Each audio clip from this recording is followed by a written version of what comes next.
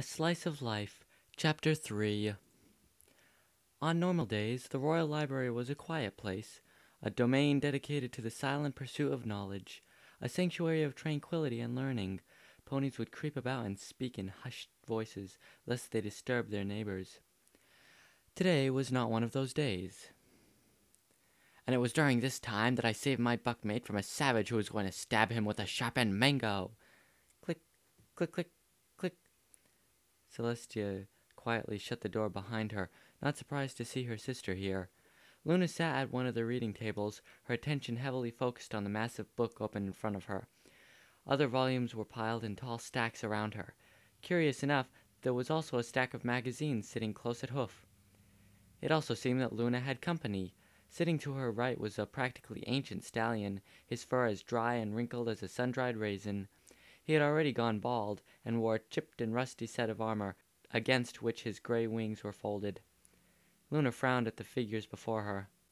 I was not expecting their population to grow as much as it has in the past millennium. What not? What was that?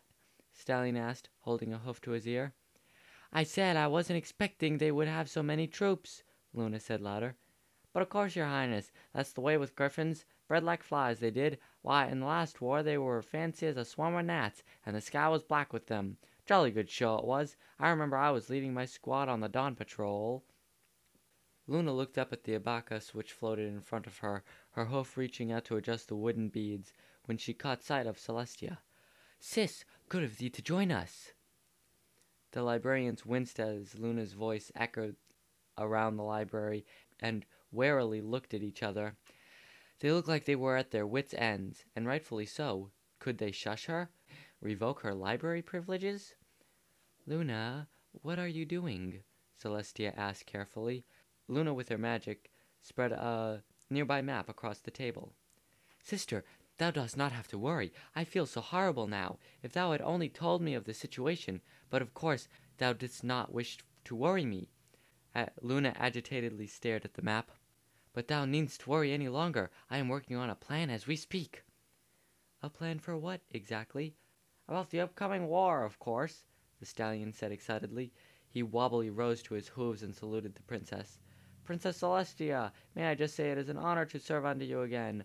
Fall back into the old rank and what? Celestia blinked in surprise, and let a rare and genuine smile stretch across her lips. General McApple, you're still alive?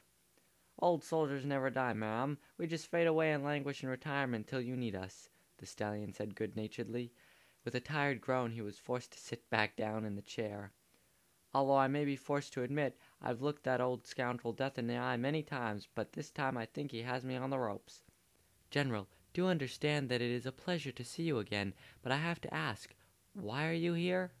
Apparently, he was the commanding officer from Equestria's previous engagement. I required as much experience as necessary guiding me if we are to succeed, Luna answered. McApple nodded and smacked his withered lips. Princess Luna has just the plan, your highness. We strike first. A surprise attack. The griffins won't know what hit them this time, he cackled. Celestia looked at both of them. Right.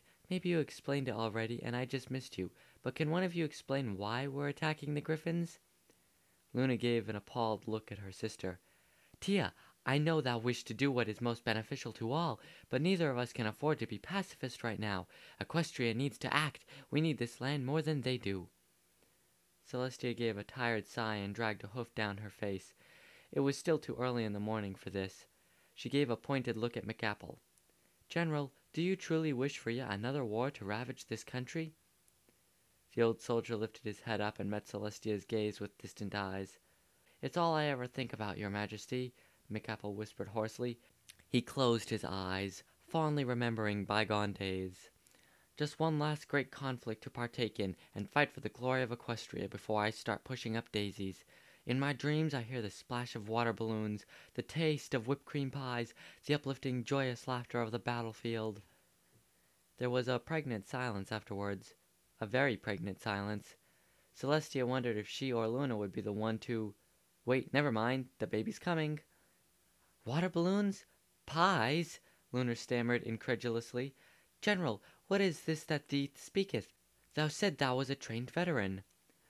Darn tootin' I am, McApple nodded proudly. Led the Royal 16th Grenadier Battalion in the Battle of Grey Gulch. There we were, pinned in our camps as the Griffins swarmed above us, their air support keeping us pegged with a torrent of water balloons. They flew up out of our range and let gravity do the work for them. It wasn't until some of the unicorns managed to hook up a hose that we managed to soak those Griffins good. That is not war, that is child's play. Hast thou never fought with sword or arrow? McApple looked appalled at the thought. Swords and arrows? Heaven forbid it, Princess Luna. A pony could get hurt on those things. Luna's jaw seemed to have unhinged itself, and Celestia was quietly snickering.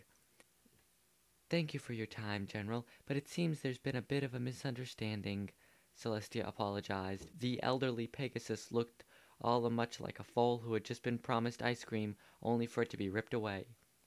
No war? He asked disappointedly. Oh, I never said no. I'll see if I can't arrange something with Griffhala. In the meantime, you're dismissed, but I must insist we have tea one afternoon and catch up on old times. Boof! This seemed to perk the ancient general spectacularly, if his wings were any indication, and he snapped into a salute, his lower lip trembling in excitement. I can't thank you enough, ma'am. Wait till the colts back at home hear about this. A real grand war will be, no doubt about it. The veteran gave his wings a little shake, giving a lecherous grin.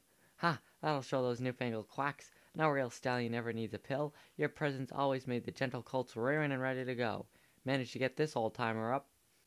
The librarians had turned a blush red at the sight of the Pegasus' wings, and had begun whispering amongst themselves. It's not a trouble, but it looks like I need to have a conversation with my sister, Celestia said with a small giggle when MacArthur noticed the librarians. Yes, right-ho. Forward in the march and all that, what-ho?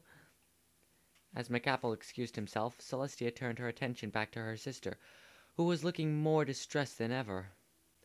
Luna? Luna shook her head in disbelief, her eyes still fixed on the figures before her. Celestia, how could thee have unwilling stallions to serve under our banner?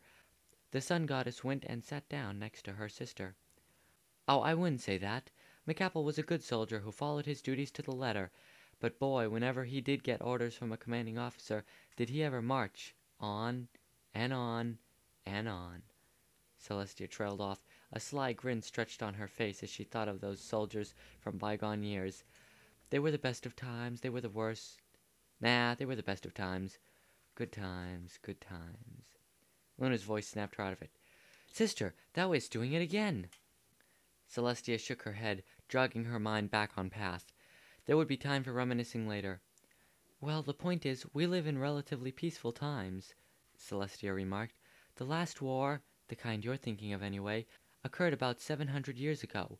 That was the War of the Fire Ruby with the Diamond Dogs. Since then, in order to ease any sort of tension or hostility between our neighbors, we've sort of had mock wars. No pony has died of conflict or war for the past 7 centuries. Mock wars? What? Border disputes fought with pillows. Mid-treaty assassinations consisting of squirt guns. Massive engagements consisted of foam swords. Need I go on? Luna stared in awe at her sister. Thou hast managed to accomplish all of this while I was gone? What can I say? I gained a flair for diplomacy during your absence. Celestia paused. Also, something about controlling the sun and moon might have made my job a little easier. Interesting how it didn't work for the rest of her job. Celestia rubbed her sister's back soothingly. Talk to me. What's all this about? How can thou stay so calm while famine strikes Equestria and our ponies starve? Luna whispered morosely. Celestia froze up in shock. Luna, what on earth are you talking about? No pony is starving. Then why is there no food for us to eat? The sun goddess gave her sister a funny look. No food? There was an entire kitchen full of food, and the royal cupboards were always stocked. What on earth could possibly make Luna think that they would... Oh, that. Celestia rolled her eyes and sighed in relief, grateful that was what it was all about. Luna, if you're talking about breakfast... I should have seen it sooner. All the information was right in front of my face, and I was too blind to acknowledge what it was. Look, this isn't what you... These celebrities, they are the new form of nobility, no? Tears sprung to Luna's lashes as she pushed the stacks of magazines toward Celestia and gestured to the front cover of one. Cosmopolitan. Celestia gently pressed the inside of her cheek with her tongue. She had read the magazine occasionally before for the makeup section. Yes, just for the makeup section. This particular issue was graced with the slim form of Canterlot's most popular fashion model, Fleur de Lis. Even Celestia had to admit the mare was the very definition of beautiful. Apparently, she was also very flexible if the articles in the makeup, yes, if the articles in the makeup section were anything to go by. Oh, how she hoped she wasn't blushing. Celestia had met her and her husband, Fancy Pants, on a few occasions. They were one of the few nobles she actually tolerated, let alone liked. The fact that Fleur merely naturally looked exactly like one of Equestria's princesses added to her appeal. Part of Celestia believed it had helped in her swift rise to fame. The white unicorn could have doubled for Celestia herself if the goddess had been several centuries younger and thinner. Celestia suddenly felt very self-conscious. I was looking at the pictures in these tomes, and every pony here is so unbelievably thin. Look at her. She has no fat whatsoever. Very self-conscious. This is all just a silly... But then I never thought it could be possible, Luna plowed on, completely cutting off her sister as though she hadn't heard her. I thought the grand meals you had prepared for us were because Equestria had become more prosperous, and because you were angry at the nobles for some cause or another. Never once did I think that you felt guilted to indulge even my slightest hunger. Celestia couldn't really argue against that last bit. Ponies had gotten very creative with cooking within the last millennium, but she had to admit Luna was absolutely adorable every time dessert rolled around. Dessert. There was a slight rumble from Celestia's belly, and Luna noticed this and leapt upon the opportunity. Your hunger confirms it, dear sister. Now there is not even enough food left in the land to even feed us. We are... Luna, no pony is starving. There is no famine. Equestria is fine. Celestia suddenly snapped, trying to derail her sister. There is more than enough food for every pony. Look. Celestia looked through the stacks of books that Luna had picked out. Sure enough, there were agricultural reports, farm taxes, something called the Great Big Encyclopedia of Earth Pony Agronomy. She doubted Luna even had a chance to touch them, but certainly had no doubt in whether or not Luna had planned on reading them. There was a reason the Alicorn had pulled them out.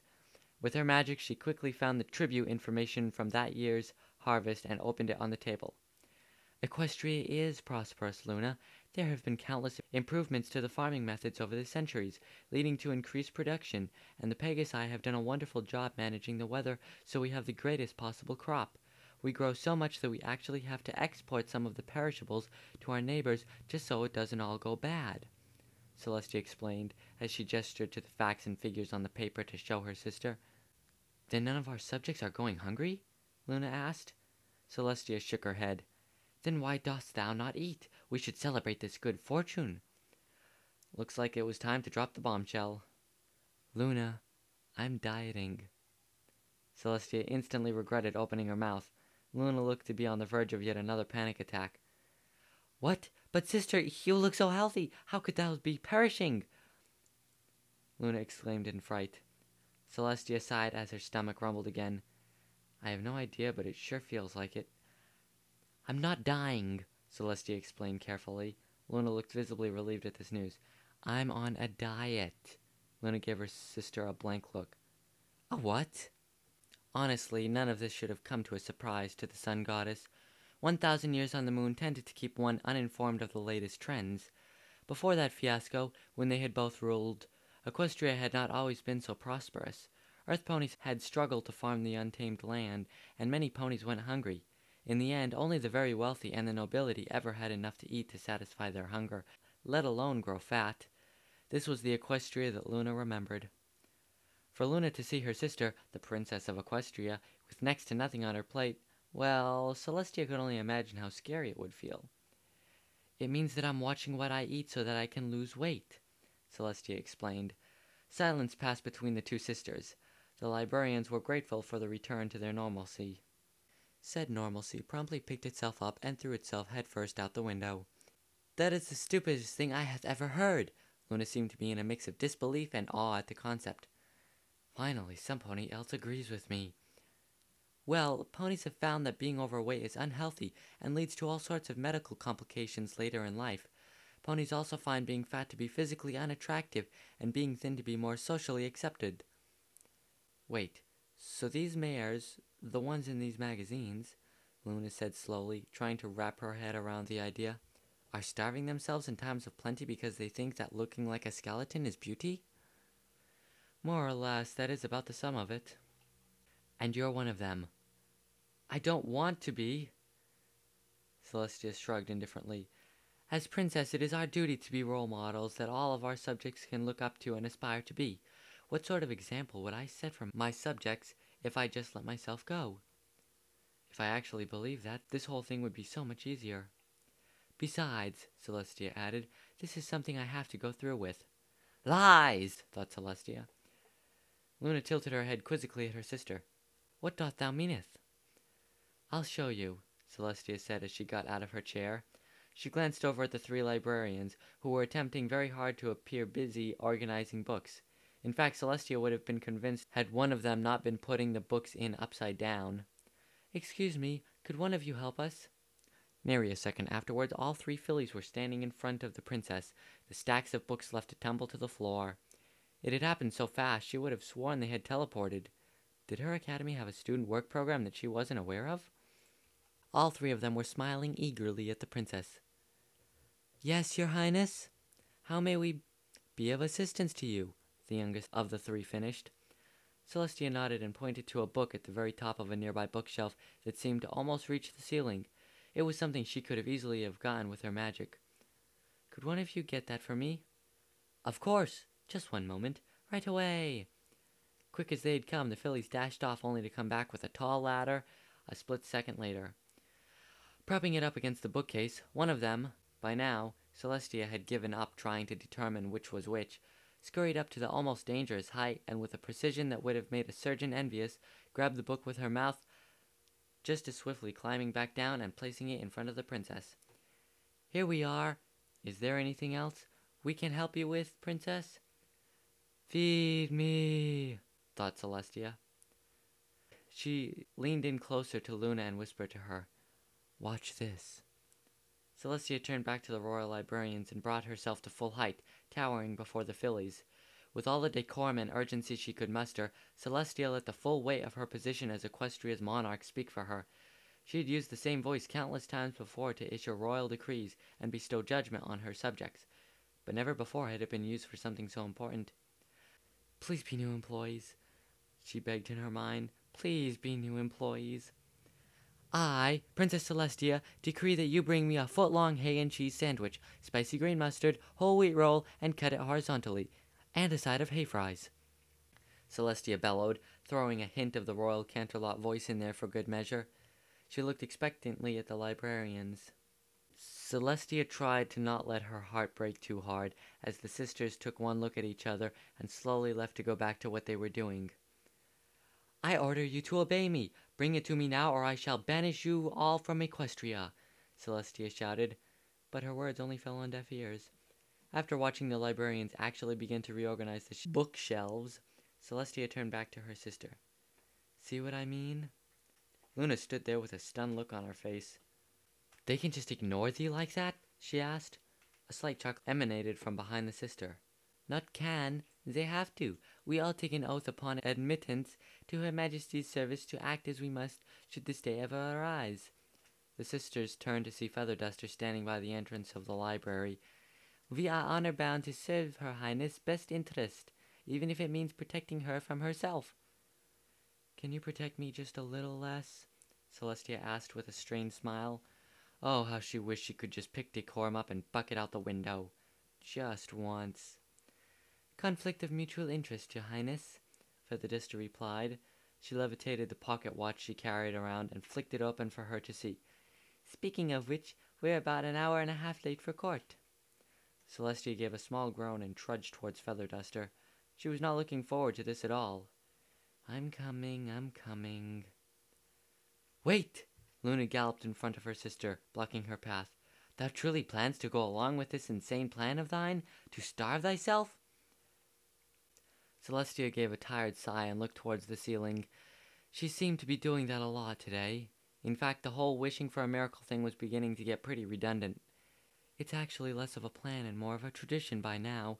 There's a whole slew of policies and protocols and other ridiculous nonsense in place. This has happened before? Luna exclaimed. When was the first time? Celestia averted her gaze from Luna's and tried to walk around her sister. Well, she began hesitantly, there was about 100 years of comfort food after, moon incident. Celestia trailed off sheepishly. She felt her cheeks burn with embarrassment. I was an emotional wreck and might have let myself go. They had to cut her to the throne in a wheelbarrow. Celestia shot a murderous glance at her maid, who seemed completely indifferent to future of pain and torment that the eyes held. Yes, we really did not need to add that, Feather Duster. Then there was that year the potato chip was invented, Feather Duster added cheerfully. Thank you, but... And the great decade of cheesecake. Celestia was beginning to grind her teeth as she watched a smile slowly creep across her sister's lips.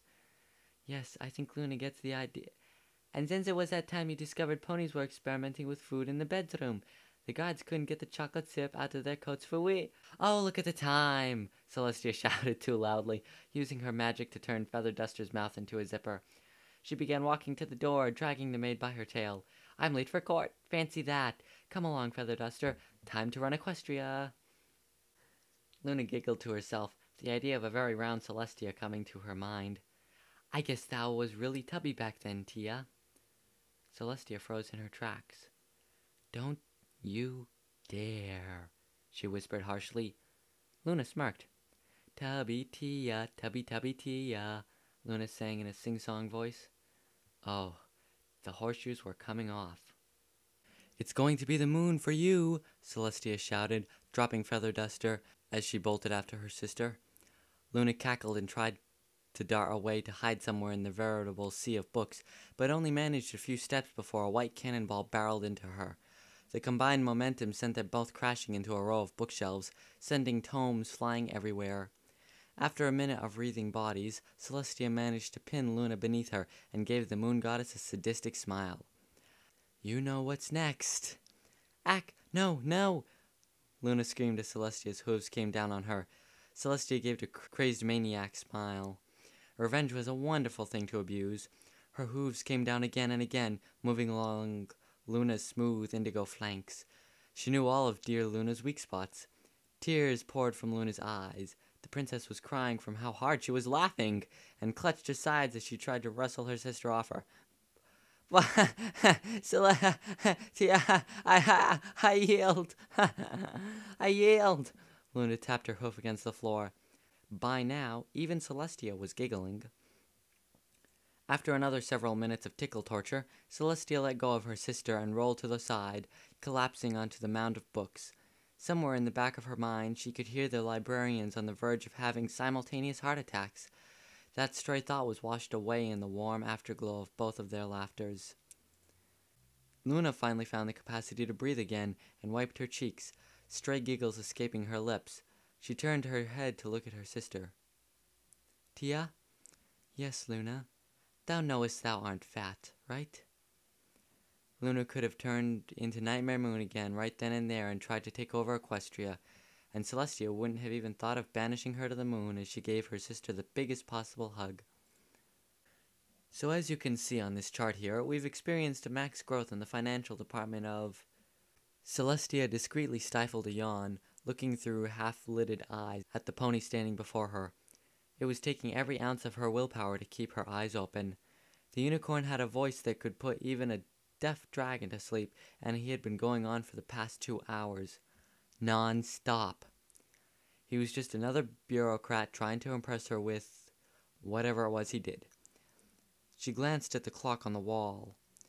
Another 5 minutes. She just had to make it another 5 minutes. And if you look at line 6, paragraph 12 in section 21, page 411, you'll see our policy for... The one good thing about this morning was she had finally gotten Luna to fall asleep hours ago.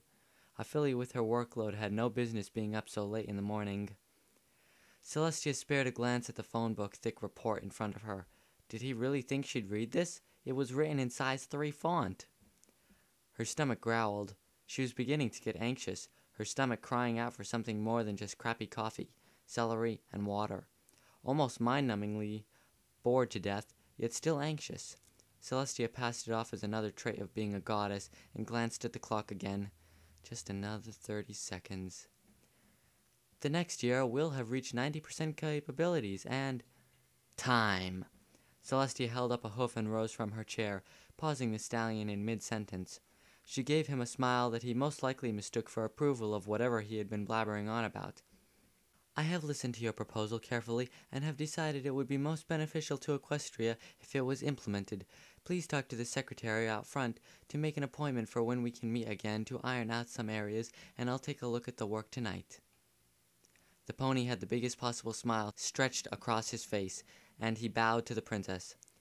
Why, thank you, Your Highness. Finally, some pony sees the importance of training hospital security to deal with the threat of zombies and ninja attacks. Wait, what? When had that been in there? Did you really just tune out an interesting conversation for once and say yes to a harebrained scheme? What was another 1,000,000 bits or so out of the royal budget?